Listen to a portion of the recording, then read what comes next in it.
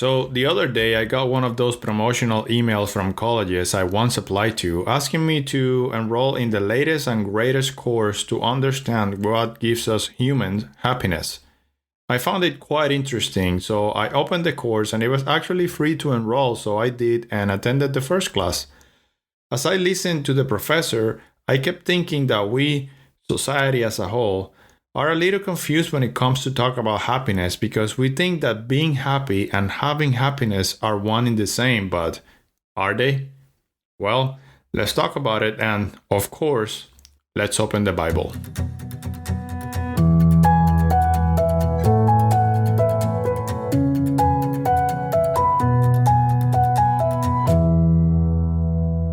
Before we can entertain any sort of discussion on the topic of being happy versus having happiness, we really need to open the dictionary and understand the definition of these words.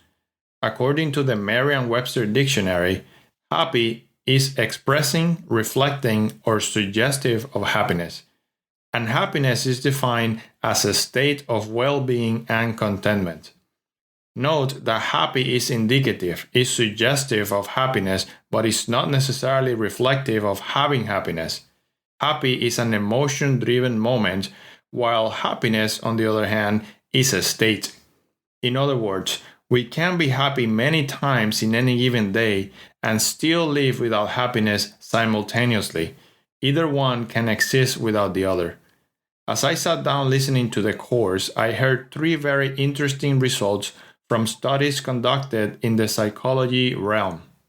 The first one, a study conducted by Maus in 2012, concluded that trying too hard to find happiness often has the opposite effect and can actually lead us to be overly selfish. Well, two things are clear from that study. Number one, happiness doesn't seem to be something you can find on earth. You can find happy moments, but in the overall scheme of things, happiness seems sort of unreachable. So much that the never-ending quest for it can lead us into complete unhappiness and unsatisfaction. And number two, clearly happiness, if being sought after with the wrong focus, it can lead to bad consequences. In our previous podcast and first podcast actually, we talked about the problems with always thinking about the I, what I want, what makes me happy, what I want to achieve. It is no surprise here then, going after happiness, thinking about the self, the I, leads to nothing. Second, interesting result obtained by the study conducted by Kahneman and Deaton in 2010. Money can only buy happy moments up to $75,000. After that, money really has no significant effect in our being. Well, we clearly have a major problem in today's society.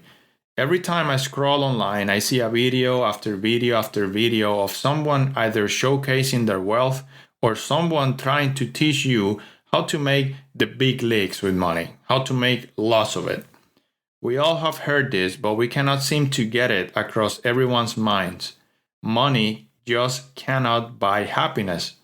We've seen unfortunate circumstances where very wealthy individuals even commit suicide and others who live in constant depression and drug addiction. Even having money. Money is probably the number one thing that comes to the mind of people when thinking about what will give them lasting happiness. Well, it will not, it won't, and there's definitely proof for that. Overall, through the lesson, I learned that we can most certainly have happy moments with many things here on earth, even prolonged happy moments that can get very easily confused with happiness.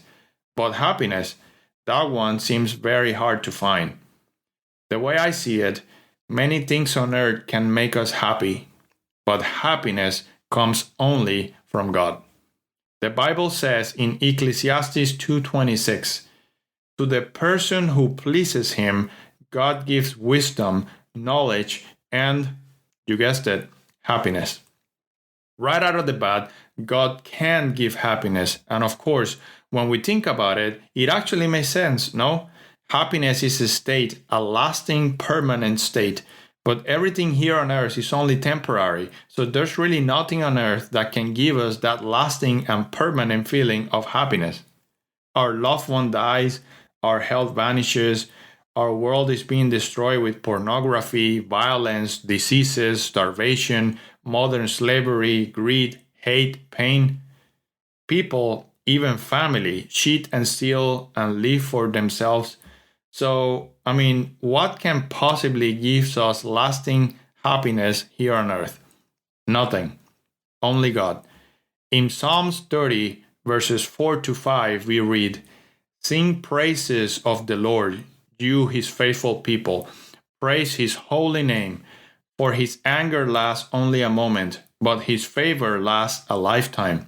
Weeping may stay for the night, and here's the good part, but rejoicing comes in the morning." As I read this verse, I remember Paul, the apostle, who was beaten, left for dead, insulted, thrown into prison, and if you study his life, his attitude towards life, he had a unique happiness living in him through God, that despite anything at all that happened to him, he was always praising God and spreading the joy and spreading and preaching the gospel. It's almost as if he had the recipe for success, for happiness and success. And that he did, my friend. He had God. With God in the picture, regardless of how sad, bad, or angry moments we have, we live in a constant state of happiness because we know what's waiting for us. We know we are loved, and we know that God will come back and make things right and perfect again. With God in our hearts, we live a constant state of happiness because we believe in what He did for us and because we know that Jesus' blood cleanses us from all sins and makes us new creatures again.